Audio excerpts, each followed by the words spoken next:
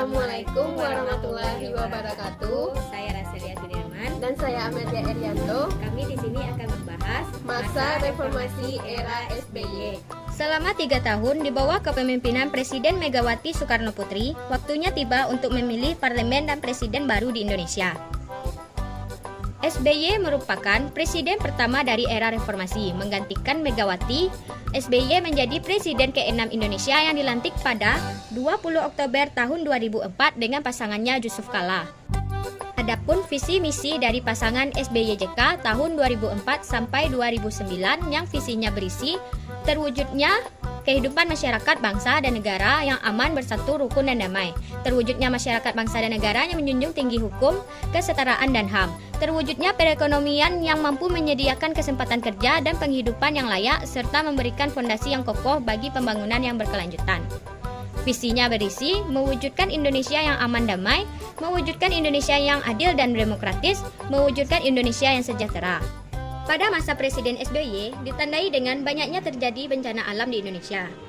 Salah satunya tsunami di Aceh yang menewaskan lebih dari 2.000 orang pada tahun 2004. Gempa bumi di Batu Yogyakarta pada tahun 2006 yang menewaskan 6.000 orang.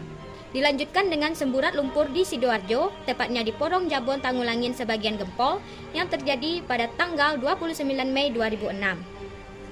Lalu banjir di Jakarta yang memicu evakuasi warga 1,5 juta pada tahun 2007. Dan pada periode kedua pemerintahan SBY terjadi letusan gunung api pada tahun 2010 yang menewaskan 335 orang dan mengevakuasi warga sebanyak 350.000 orang. Walaupun banyak bencana yang terjadi, pada masa ini Indonesia bisa dikatakan cukup stabil di berbagai aspek. SBY untuk pertama kalinya Indonesia terlepas dari lipatan hutang Bank Dunia, dan untuk pertama kalinya anggaran untuk pendidikan meningkat sebanyak 20%. Prestasi baik dari pemerintahan SBY juga berhubungan dengan fundamental makroekonomi. Utang luar negeri Indonesia menurun drastis, cadangan devisa meningkat, dan pertumbuhan penduduk domestik bruto tahunan membuat Indonesia melalui krisis global tahun 2008 sampai 2009 tanpa masalah yang berarti. Kemudian SBY kembali terpilih pada tahun 2009 bersama wapresnya yaitu Budiono. Sejak era reformasi dimulai, SBY merupakan presiden pertama yang menyelesaikan masa kepresidenannya selama 5 tahun dan berhasil terpilih kembali untuk periode kedua. Adapun visi misi pemerintahan SBY dan Budiono tahun 2009 sampai 2014. Misinya, pertama mewujudkan Indonesia lebih sejahtera, aman, damai, dan meletakkan fondasi yang lebih kuat lagi bagi Indonesia yang adil dan demokratis. Yang kedua, melanjutkan pembangunan ekonomi Indonesia untuk mencapai kesejahteraan bagi seluruh rakyat Indonesia. Yang ketiga, melanjutkan upaya menciptakan good government and good corporate governance.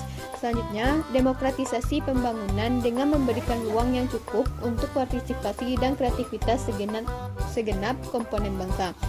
Belajar dari pengalaman yang lalu dan dari negara-negara lain, maka pembangunan masyarakat Indonesia adalah pembangunan yang inklusif bagi segenap komponen bangsa.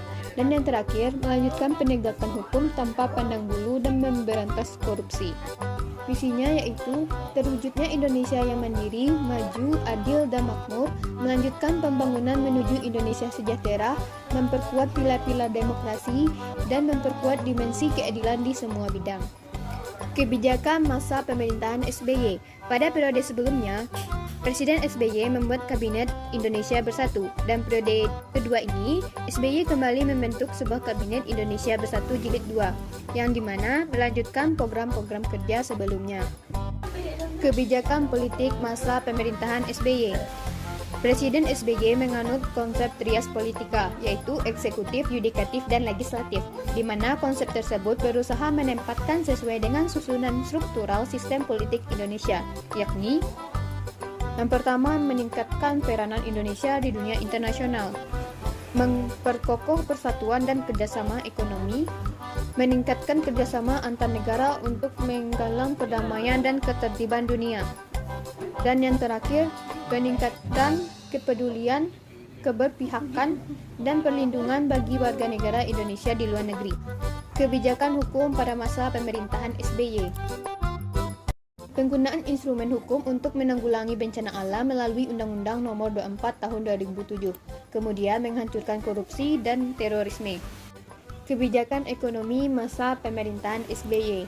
Pada pemerintahan SBY, kebijakan yang dilakukan adalah mengurangi subsidi negara Indonesia, bantuan langsung tunai BLT bagi masyarakat miskin, mengurangi jumlah penduduk miskin, menaikkan harga BBM, kebijakan privatisasi, liberalisasi perdagangan dan investasi, klaim swasembada pangan, peningkatan areal pertanian padi, peningkatan penerimaan negara, kebijakan gerakan bersama di tingkat nasional untuk penghematan energi secara total, kebijakan penggunaan gas domestik, kebijakan untuk meningkatkan investasi.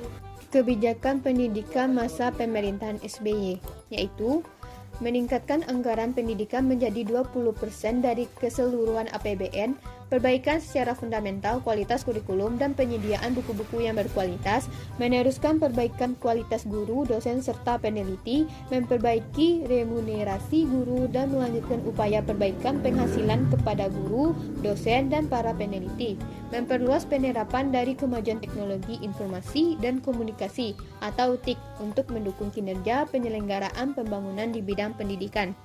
Mendorong partisipasi masyarakat, terutama orang tua murid, dalam menciptakan kebijakan dan penyelenggaraan pendidikan yang bermutu dan sesuai dengan aspirasi dan tantangan zaman saat ini dan ke depan.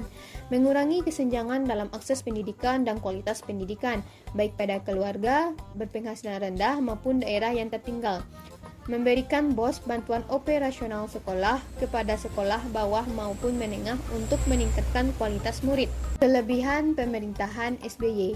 Dalam kunjungan kerja dan lawatan ke Amerika Serikat, Presiden Susilo Bambang Yudhoyono mendapatkan 2 penghargaan di bidang lingkungan hidup, yaitu Flying Nature Award for Leadership in the Coral Tank Initiative. Terpilihnya Indonesia sebagai Ketua Komite 1 Majelis Umum PBB untuk sesi ke-67 dalam sidang Majelis Umum PBB. Selama lebih dari 1 dasawarsa, Indonesia merupakan koordinator kelompok kerja perlucutan senjata gerakan non-blok. Terpilihnya Presiden SBY sebagai Coach Harris kepemimpinan bersama dalam pertemuan High Level Panel HLP on Sustainable Development bersama Presiden Liberia John Hanson Sirleaf dan PM Inggris David Cameron. Presiden SBY telah sukses memimpin HLP POS 2015 pada Selasa tanggal 25 September 2012. Di tengah naiknya peran Indonesia di dunia internasional, Presiden SBY juga menyampaikan pidato di depan umum SMU ke-67 PBB dengan tema yang menarik, terutama menyinggung mengenai kasus-kasus kekerasan di berbagai negara akibat penistaan agama, termasuk dampak munculnya film Innocence of Muslims, meningkatnya pertumbuhan ekonomi Indonesia di atas 6%, dan penetapan Indonesia oleh lembaga internasional sebagai negara ekonomi ke-15 terbesar di dunia. Pemerintahan SBY berhasil meredam berbagai konflik Ambon, Sampit, dan juga di Aceh. SBY bersama Yusuf Kala dan mantan Anton Apriantono bekerja sama dan berhasil membuat Indonesia swasembada beras. Kekurangan pemerintahan SBY.